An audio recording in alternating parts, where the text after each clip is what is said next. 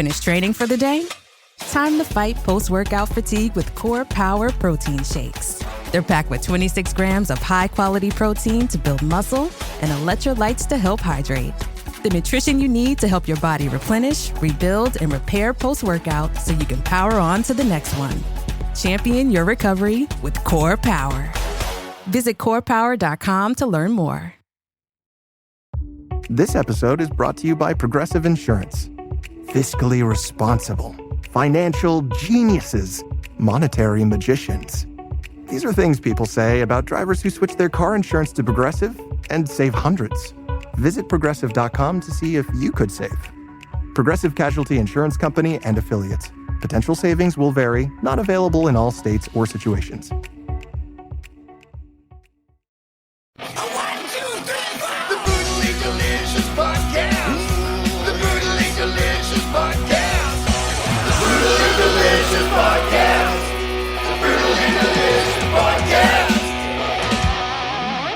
This is 70,000 Tons of Metal, the original, the world's biggest heavy metal cruise.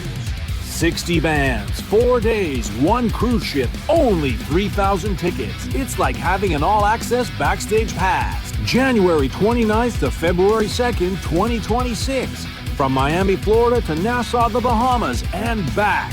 Go to 70,000tons.com and book now. Where are you located geographically? I'm in Adrian, Michigan right now, so I'm kind of surrounded by some gigantic lakes. Is it getting cold up there yet? Not yet. We're getting we have a very unusual record-breaking heat wave this year. Oh, still, I'm in Richmond, Virginia, and it's crazy hot as well here, but I didn't know it was like that everywhere. Yeah, I mean, it's still probably more bearable up here than it is, down south. I have some residents down in South Carolina, but that's in the upstate, and that's still not going to be as bad as, say, like Florida, the humidity in like Florida. Right. So let's talk Narcotic Wasteland then. All right. So one of the I'm probably embarrassed to say, one of the things I like about doing the show is I find bands that I've not heard of, and not heard of you guys until I got this came across and didn't know, the connection to the other bands, but love what I've heard. But for those not familiar, like myself, could you give us like that 2-sentence elevator pitch?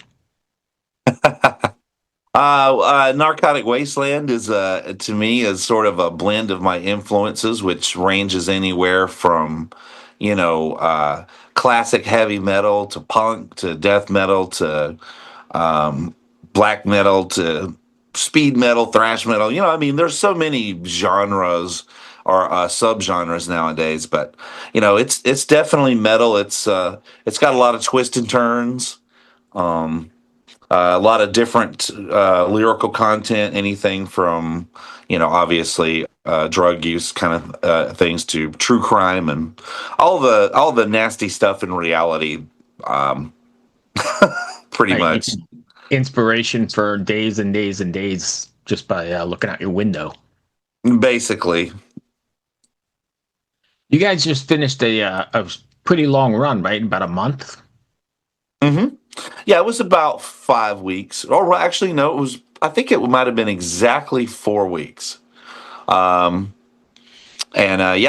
U.S. tour, and some of those were direct support for the band Filth.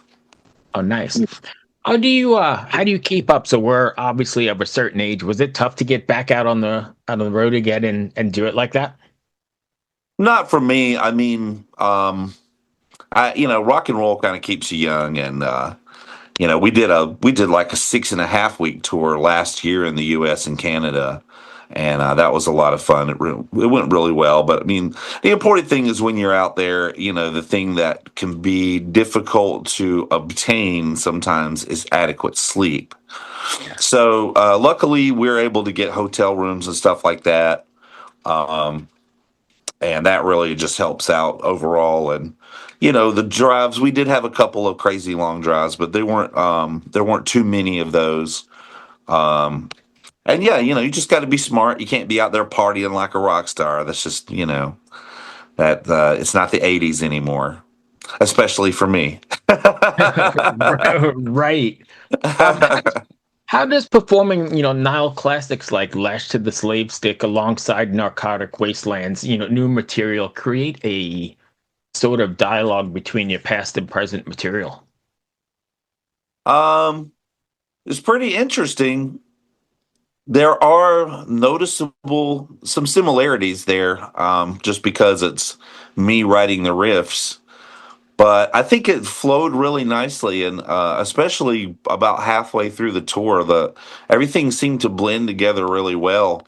We will play a couple of the Nile songs, and then we would end with one of the most popular Narcotic songs that we have, which is "Introspective Nightmares," and it's really kind of showing everybody that may have passed on us or whatever, that we are the legit real deal, and yes, we can play the Nile songs, and it does kind of just show the world that that we're not just some half-assed generic version of Nile or something like that. We're a Right. completely different band of individuals. All have our own unique strengths and talents in our own right. So I assume Carl does a lot of the writing in Nile, but when you're writing, how do you differentiate like, hey, I'm writing for Nile or I'm writing for Narcotic Wasteland, or do those riffs kind of sit out there until you go, well, maybe I can use that here? Well, in the case of working with Carl, a lot of times he would give me, some lyrics, and, I would put something together using the lyrics. Um, and then in the case of Narcotic Wasteland, actually, how the whole project got started was I would have ideas that would come across the table or come flying out of my hands that I just felt necessarily didn't really fit with the Nile thing, and that's kind of how Narcotic Wasteland got created. And a lot of it had to do with me just jamming out, getting ideas on a guitar that's tuned only a half step down, so a little bit more normal tuning and not tuned way low and stuff like that.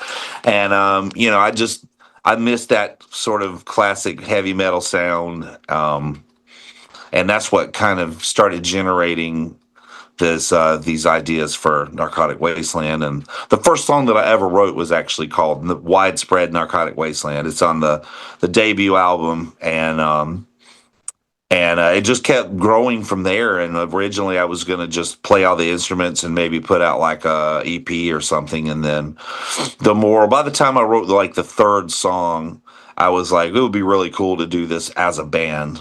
And then after I left Nile, I just made this my full time thing. And that's great. And I imagine, fans are taking the journey with you, right? Because it's Hmm. in the grand scheme of things, it's way under the extreme metal umbrella. So, whether you're tuned to half down or way down, it doesn't matter, I don't think. Not as much as some people would put, stock into. That's for sure. If anything, one of the things that I'm always been enjoying and getting compliments on is the clarity of my guitar, and not tuning it down to J helps that. How do you think technical death metal has evolved over the years? And are you guys bringing, newer stuff to the table? um, yeah, there has been a lot of evolution. Some of it in strictly the technical side. Me personally, the stuff that I write, it definitely requires a level of chops to pull it off. But at the end of the day, I'm more about raising the hair on your head, or on your arms, or giving emotional content. So sometimes that means bending a single note, or sometimes that means it's a flurry or a series of notes. Um, Whatever the particular thing that I'm going for at that moment for that particular song or subject is really the most important thing at the end of the day. When you were writing, or even when you're playing Annihilation of the Wicked, um, is there something you want your fans to take away from, like a message or a overarching theme? Oh, really? Just a big horns up and thank you for all the years of support. Annihilation of the Wicked came out, 20 years ago, and this was a small way for me to kind of celebrate that because if I was still in that band, you bet your ass we'd be doing a 20-year anniversary tour or something where we Right. would play the entire album. So, but I'm not in the band anymore, and I can't Right. make those kind of decisions for that band. Um, so this was my small way of still celebrating what I consider to be now a classic death metal album, and the two songs that I wrote the music for. We're out playing it live, and it's been very well received. So mission accomplished. Do you must have had like a lot of fans there who were not even alive when that record was written, right? Yeah, there's some younger fans. There's, at this point, Narcotic has, especially since COVID has lifted, we've been pretty busy on the road. Right. We've been very active touring. So there's a lot of people that are fans of us now that's never even heard of Nile. Yeah, yeah, that's great. I love that you're carrying the torch there. Um, are you planning on still going out on the road again, or is that you're done till the end of the year? Actually, we go to Europe in November, and we have some UK shows, and then we're going to be done. And then for next year, the only thing we have so far is Michigan Metal Fest, and I think we're playing in Hawaii like in October of 2026. But Hi. really, once we get done with this European tour, I'm really going to lock in and work on getting that third album out finally. Yeah. Um, and if fans want to find you guys, I've got some other out of the box questions I want to hit you with in a second. But if fans want to find you guys, is it all just Narcotic Wasteland? Yeah, we're on all the usual suspects: Instagram, Facebook, TikTok. There's narcoticwasteland.com, and there's also the Narcotic Wasteland YouTube channel. And there's definitely ways to check us out, and also if anybody's interested in any merchandise like shirts and stuff like that, you can go over to seasonofmist.com, and there's some items over there that anybody that might be interested in checking out, you can pick up over there. All right.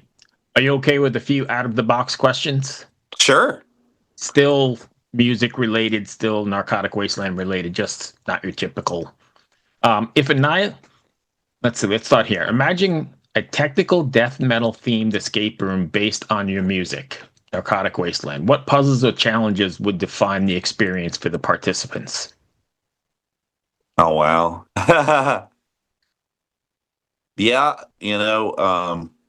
that would be a tricky one, but I would definitely maybe include Sex, Lies, and DNA because of a couple of the things that it talks on. And anybody who's in that room knows anything about true crime, they might be able to find a clue or a solution to a puzzle by knowing exactly what the lyrics are referencing.